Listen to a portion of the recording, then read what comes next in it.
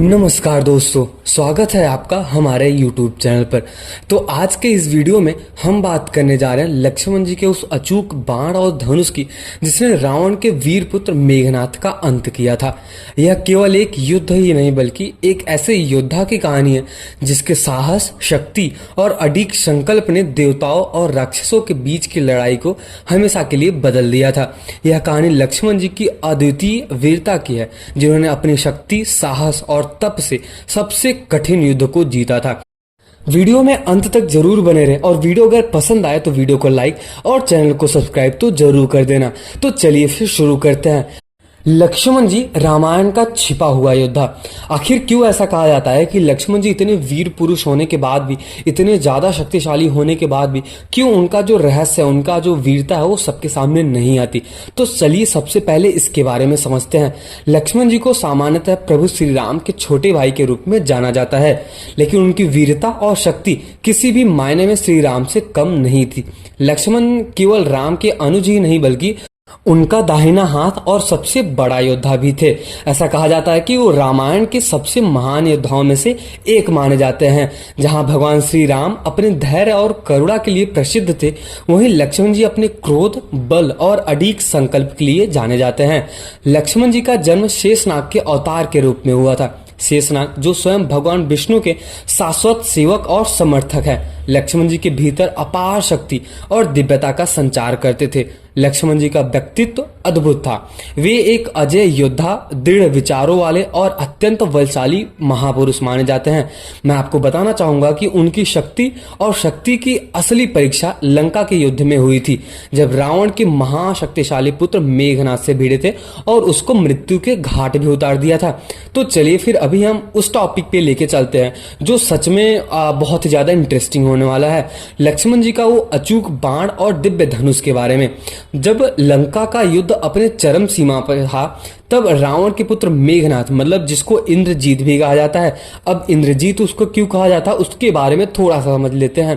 क्योंकि जब रावण इंद्र से लड़ने गया था, तब वहां पे उसका पुत्र, मतलब रावण का पुत्र मेघनाथ भी और कुंभकर्ण भी गए थे। जब रावण असफल रहा इंद्र को हराने में, तब इंद्रजीत ने इंद्र को हराया था, मतलब इंद्रजीत ने देवताओं के देवता इंद्र को हराया था। तब से उसका नाम इंद्रजीत पड़ गया है। ऐसा कहा जाता है कि इंद्रजीत के अंदर बहुत ही ज्यादा शक्तियां थी। वो भी एक अद्वितीय योद्धा में से एक था। उसे एक ऐसा वरदान था कि वह युद्ध में तभी मारा जा सकता है जब वह अपने रथ से उतरकर युद्ध करेगा। इसके अलावा वह कई अचूक दिव्यास्त्रों का ज्ञाता भी था, जिनमें ब्रह्मास्त्र, पाशुपतास्त्र जैसे अत्यंत घातक अस्त्र शामिल थे। लेकिन कहा जाता है कि लक्ष्मण जी के शक्ति और संकल्प के सामने मेघनाथ का कोई अस्त्र शस्त्र नहीं टिक पाया।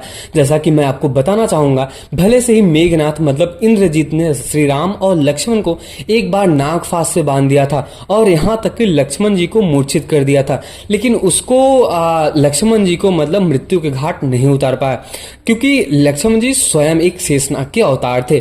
तो आज की इस वीडियो में हम बात करेंगे लक्ष्मण जी का वो अचूक बाण और दिव्य धनुष के बारे में। यहां से शुरू होती है लक्ष्मण जी के अचूक बाण और दिव्य धनुष की रहस्यमयी कथा के बारे में, जो शायद ही आपको कोई बताया होगा या फिर शायद ही किसी ने आपको कहा होगा। ऐसा माना जाता है कि लक्ष्मण जी ने युद्ध का सामना किया था मेघनाथ के साथ, यहां तक कि रावण के साथ भी किया था। तो वे स्वयं भगवान शिव के आशीर्वाद से अभिप्रेरित थे। भगवान शिव ने लक्ष्मण जी को एक दिव्य धनुष और अचूक बाण प्रदान किया था, जिसे अमोघ बाण कहा जाता है। यह बाण ऐसा था कि एक बार लक्ष्मण जी ने उसे छोड़ दिया था तो वह अपने लक्ष्य को भेदे बिना नहीं लौटता था। इसलिए मैं आपको बताना चाहूंगा कि जब श्री लक्ष्मण जी ने मेघनाथ के ऊपर वो अचूक बाण छोड़ा था, तब वो तभी आया जब मेघनाथ की मृत्यु हो गई। तो चलिए फिर अभी हम जानते हैं कि मेघनाथ का प्रहार और लक्ष्मण जी का दृढ़ संकल्प के बारे में। मेघनाथ ने लक्ष्मण पर अपने सबसे घातक अस्त्रों का प्रयोग किया था।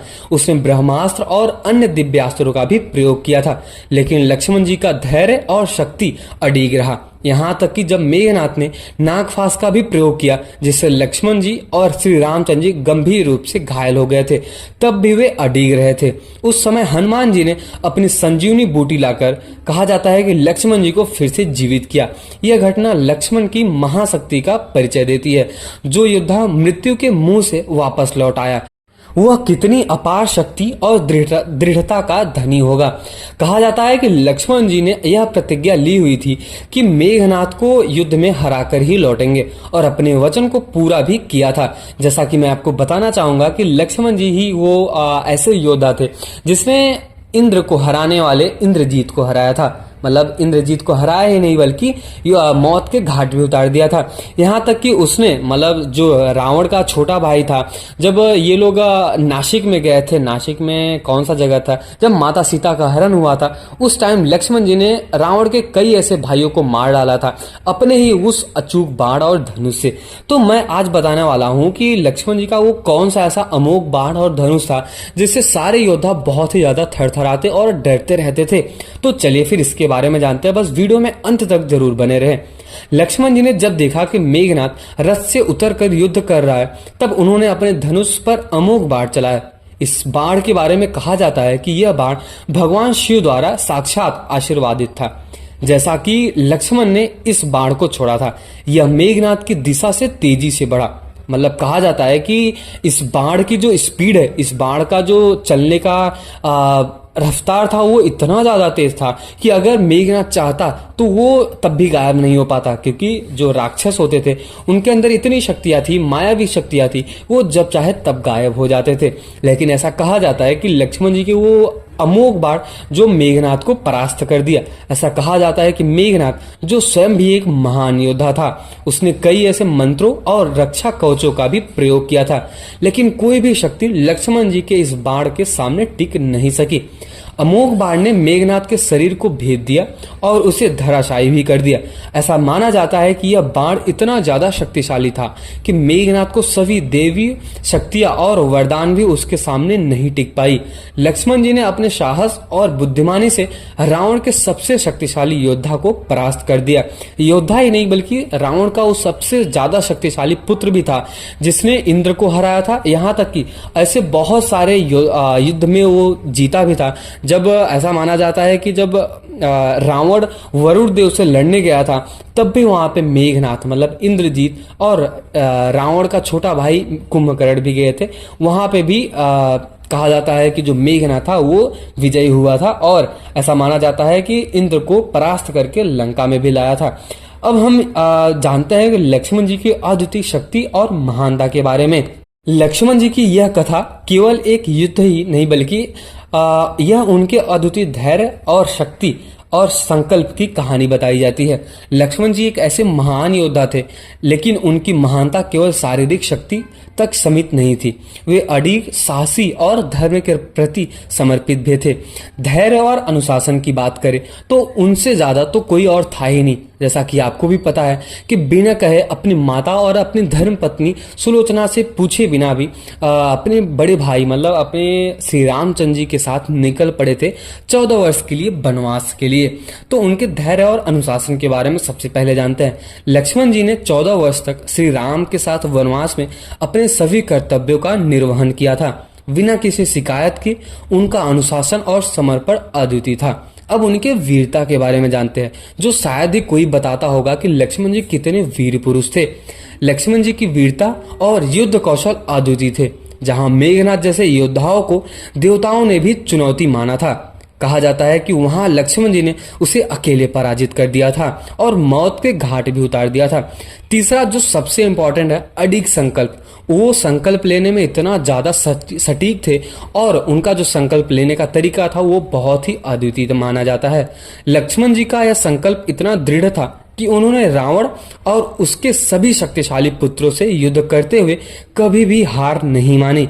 यहाँ तक कि मृत्यु के मुंह से लौटकर भी उन्होंने अपने वचन को निभाया था, जैसा कि आपको भी पता ही होगा। लक्ष्मण जी की प्रेरणा के बारे में जानते हैं। वो उनसे हम क्या क्या सीख सकते हैं। वो इतना उनकी जो जीवन शैली है वो अगर हम ध्यान से समझे और ध्यान से सुने तो हमें वो प्रेरित करती है। लक्ष्मण जी की इस अद्वितीय कथा से हमें यह सीखने को मिलता है कि सच्ची शक्ति केवल बाहरी बल ही नहीं होता बल्कि धैर्य, अनुशासन और संकल्प में भी होता है। लक्ष्मण जी ने अपने जीवन में इन तीनों गुणों को दिखाया और इसलिए वे आज भी हमारे लिए प्रेरणा स्रोत है। और उनकी वीरता और साहस केवल युद्ध तक सीमित ही नहीं बल्कि उनके चरित्र में भी दिखाई देती है। तो दोस्तों, यह थी लक्ष्मण जी की अद्वितीय और रहस्यमयी कथा के बारे में, जिसमें उनके अद्भुत अमोघ बाण और दिव्य धनुष की शक्ति को हमने पहचान लिया और हमने बहुत ही अच्छे तरीकों से जाना भी है। तो अगर आपको ये वीडियो पसंद आई हो और अगर आपको ये वीडियो इंटरेस्टिंग लगा हो और अगर आपको ऐसे अनोखे सनातनी और हिंदू धर्म से रिलेटेड वीडियो को देखना पसंद है तो वीडियो को लाइक और चैनल को सब्सक्राइब तो जरूर कर देना। और एक बार कमेंट सेक्शन में जय श्री राम और लक्ष्मण जी का नाम तो जरूर लिख के जाना। और सबसे ज्यादा तो आपको कौन सा इंटरेस्टिंग लगा लक्ष्मण जी के बारे में, मतलब उनकी शक्तियों के बारे में, उनके जो धनुष और बाण, अमोघ बाण और धनुष थे उसके बारे में, या फिर उनका जो दृढ़ संकल्प था, श्री राम के प्रति जो प्यार था, या फिर श्री राम को जो भाई, पिता और गुरु मानते थे उसका, मतलब आपको जो भी पसंद आया वो कमेंट सेक्शन में जरूर लिखना और कमेंट सेक्शन में जय श्री राम तो जरूर लिख के जाना। तब तक के लिए मिलते हैं किसी और वीडियो में, तब तक के लिए आप वीडियो को देखते रहे।